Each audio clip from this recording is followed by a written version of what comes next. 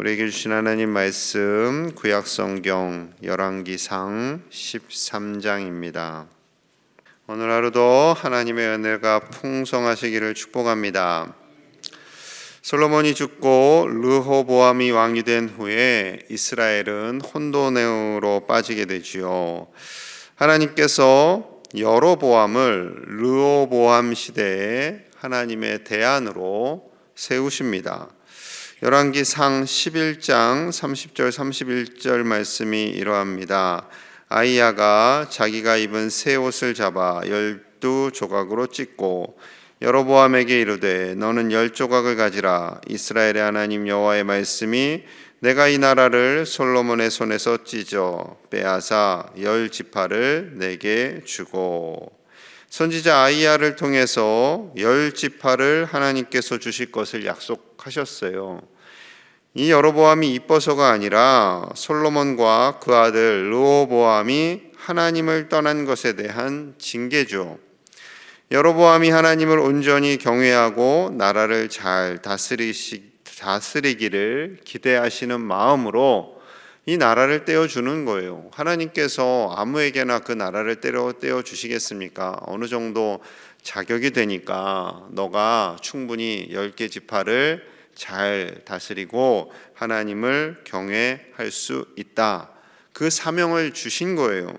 그런데 이 여로보암이 북이스라엘의 우상 숭배를 주도하는 사람으로 타락하고 맙니다.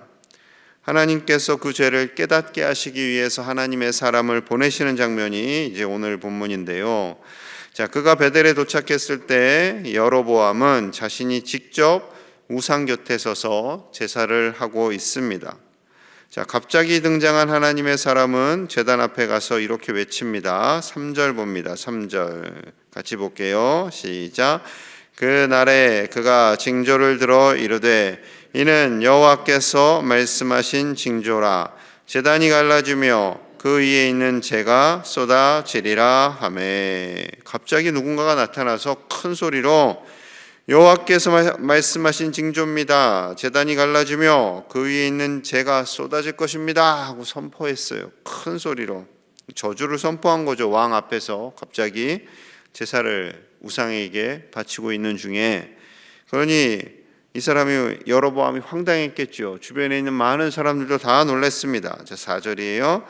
여로보암 왕이 하나님의 사람이 베델에 있는 제단을 향하여 외쳐 말함을 들을 때 제단에서 손을 펴며 그를 잡으라 하더라. 그를 향하여 편 손이 말라 다시 거두지 못하며.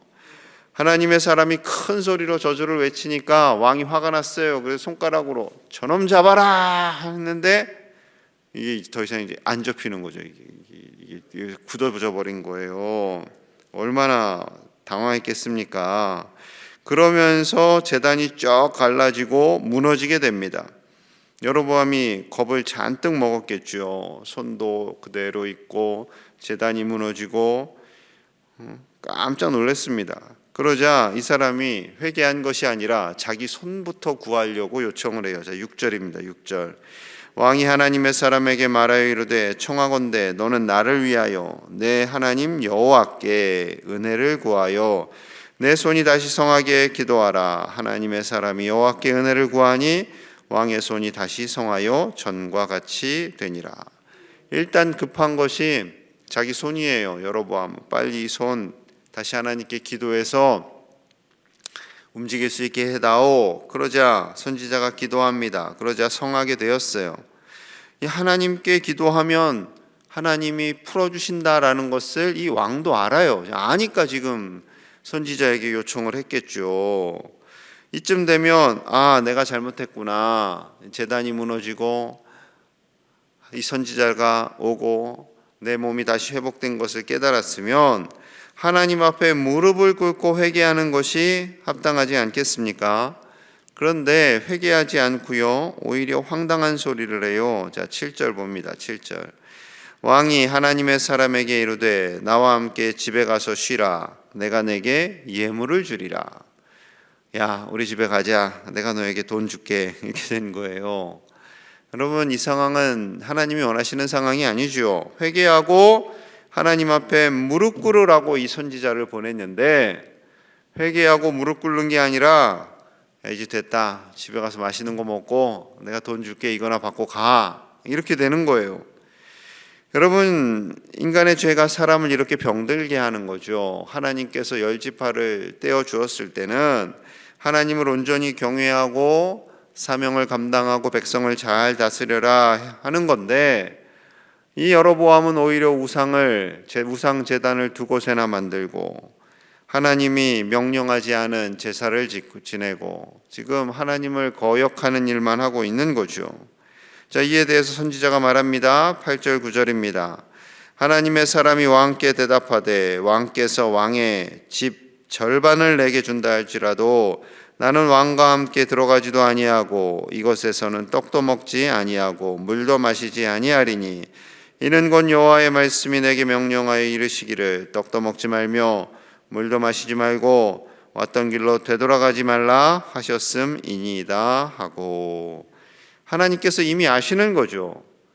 그 왕을 따라 들어가서 음식 먹고 예물 받으면 이 선지자도 사람인지라 흔들릴 수 있다라는 거예요. 그러니 하나님께서 미리 아시고 어떠한 대가도 받지 말고 심지어 물도 마시지 말고 갔던 길로 되돌아오지도 말아라, 다른 길로 하라, 이미 그렇게 명령을 하신 거죠. 그러니 담대해요. 왕의 집에 절반을 줘도 내가 안 들어갑니다. 아무것도 안 먹습니다. 라고 결연하게 이야기하는 거죠. 이러한 선지자와 권력의 맛에 취해서 재물의 노예가 되고 하나님을 떠난 여로보암이 완전히 대조가 됩니다. 여러분, 하나님께서 우리에게 기회를 주셨을 때 물질의 기회, 건강의 기회, 직분의 기회, 사명의 기회를 주셨을 때 그것을 능히 잘 감당하시는 하나님의 사람들 되시기를 소망합니다.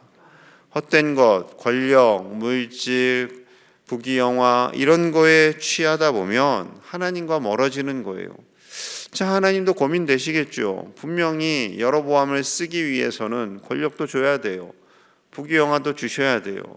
그런데 이것을 받으면 하나님을 경외하는 것이 아니라 하나님을 등져요. 하나님을 배신해요. 그러니 하나님도 참 안타까우시겠지요. 사랑하는 여러분, 하나님께서 주신 것에 늘 감사하며 하나님을 더 의지하고 하나님만을 온전히 경외하시는 저와 여러분들 되시기를 간절히 축복합니다. 이제 사명을 잘 감당했어요. 선지자가 유다로 갑니다. 그런데 갑자기 엉뚱한 사람이 하나 등장하죠. 베델에 사는 늙은 선지자가 등장을 합니다. 여기서부터 막 우리가 혼란에 빠져요. 성경을 읽다가. 자, 11절입니다. 11절. 베델에 한 늙은 선지자가 살더니 그의 아들들이 와서 이날에 하나님의 사람이 베델에서 행한 모든 일을 그에게 말하고 또 그가 왕에게 드린 말씀도 그들이 그들의 아버지에게 말한지라. 베델에 사는 한 늙은 선지자. 베델에서 예전에 젊었을 때는 하나님의 사명을 그래도 좀 어느 정도 감당을 했던 것 같아요. 그런데 그의 아들들이 베델에 있었던 모든 일을 보고 말했다라는 것은 그 제단에서, 우상의 제단에서 함께 제사를 지내고 함께 있었던 그런 우상 숭배자들이었음을 말씀하고 있는 거죠. 자, 그러자 이 아버지가요 반응을 하는 거예요. 빨리 나귀를 타고 가서 그 선지자를 만납니다. 여러분, 아유 세상에 그 시대에 무슨 내비게이션도 없는데 어떻게 그 사람을 어디 있는 줄 알고 찾아 만나 생각할 수 있겠지만, 여러분 3000년 전에는 길이 별로 없어요. 길이 별로 없어요. 거의 외길이고 갈라져 봐야 두 길이고, 그러니 나귀를 타고 막 빨리 갔으니 그를 만났습니다. 집에 갑시다. 우리 집에 가서 함께 식사합시다. 자, 그러자 이제 선지자가 말합니다. 18절입니다. 자, 18절. 그가 그 사람에게 이르되, 여기서 그가는 늙은 선지자고 그 사람은 하나님의 사람입니다. 나도 그대와 같은 선지자라. 천사가 여호와의 말씀으로 내게 이르기를 그를 내 집으로 데리고 돌아가서 그에게 떡을 먹이고 물을 마시게 하라 하였느니라 하니 이는 그 사람을 속임이라. 지금 이 연세 드신 선지자가 하나님의 사람을 속이고 있어요. 정신이 없는 거죠. 분명히 하나님께서는 떡도 먹지 말고 물도 마시지 말고 왔던 길로 가지도 말아라 라고 하나님이 말씀하셨는데, 아니다, 천사가 나에게 지금 방금 전에 와서 이야기를 했다, 먹어도 된단다. 그러니까 이 하나님의 사람이 하나님의 뜻이 바뀌었나? 그리고 따라 들어가요. 먹어요. 음식을 먹어요. 같은 선지자가 그렇게 거짓말을 하리라고는 상상도 못한 거죠. 어떻게 감히 하나님의 이름을 팔아서 거짓말을 하리라고 상상이나 했겠어요. 그리고 베델에 되돌아가서 떡도 먹고 물도 먹고요. 그리고 되돌아오다가 결국 이 하나님의 사람은 사자에 의해서 죽임을 당하고 맙니다. 이 거짓 선지자 때문에 엄한 하나님의 사람이 죽은 거예요. 그러자 이 연세 드신 선지자가 좀 미안했던지 그 시신을 가지고 슬퍼하며 장사를 지냅니다. 자기 묘실에도요. 이것도 좀 이해가 안 가죠. 그리고 아들들에게 권면합니다. 31절이에요. 31절. 그 사람을 장사한 후에 그가 그 아들들에게 말하여 이르되 내가 죽거든 하나님의 사람을 장사한 묘실에 나를 장사하되 내 뼈를 그의 뼈 곁에 두라. 이렇게 표현하는 거 보면 그의 마음속에 뭔가 진심은 있었던 것 같아요. 하나님의 사람에 대한 미안함, 그리고 장사를 해주고 나중에 내가 죽거든 그 곁에 묻어다오, 이렇게 되는 거예요. 자, 그리고 32절입니다. 32절. 그가 여호와의 말씀으로 베델에 있는 제단을 향하고 또 사마리아 성읍들에 있는 모든 산당을 향하여 외쳐 말한 것이 반드시 이룰 것임이니라. 반드시 이룰 것임이니라. 여기서 또 우리는 헷갈리죠.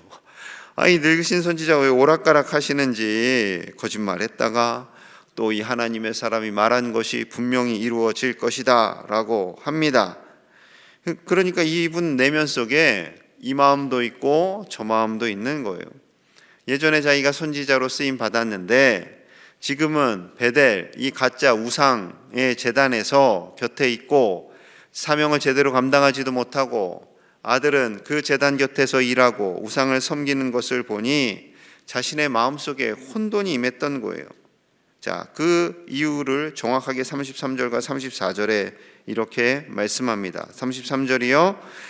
여로보암이 이 일 후에도 그의 악한 길에서 떠나 돌이키지 아니하고 다시 일반 백성을 산당의 제사장으로 삼되 누구든지 자원하면 그 사람을 산당의 제사장으로 삼았으므로 34절 같이 봅니다. 이 일이 여로보암 집의 죄가 되어 그 집이 땅 위에서 끊어져 멸망하게 되니라. 아멘. 자, 이 일이 있었음에도 여로보암이 회개하지 않습니다. 다시 일반 백성을 산당의 제사장으로 삼습니다. 누구나 제가 제사장 할래요? 그러면 너 해라. 원래 제사장은 누구만 세워요? 레위 지파만 세우는 거예요. 하나님께서 구별하신. 그런데 그거 싹 무시하고 자기 마음대로 왕에게 충성하고 열심히 하겠습니다 하는 사람을 제사장으로 다시 세웠다라는 거죠. 이것을 보면 이 거짓 선지자의 아들들도 아마도 그 베델 제단 곁에서 일했던 가짜 제사장들이 아니었을까라고 학자들은 보는 거죠. 그러니 한때 그나마 하나님의 뜻을 따랐던 이 선지자의 마음에 혼돈이 있는 거예요. 내가 먹고 살기 위해서 이 아들들이 우상 앞에 나아가 제단에서 일을 하긴 하는데 하나님을 경외하는 마음이 자기 속에 있긴 있었던 거죠. 그러니 진실된 선지자를 보고 뭔가 밥을 먹이고 싶고 같이 대화도 하고 싶은 거예요. 자기가 근데 고집 부려갖고 선지자가 죽으니까 미안한 마음에 장사도 드려주고 나중에 그 곁에 묻어다오 라고 말한 거죠. 스토리가 이렇게 되는 겁니다. 여러분, 이 여로보암 한 사람의 죄로 인해서 모든 질서가 다 파괴된 거예요.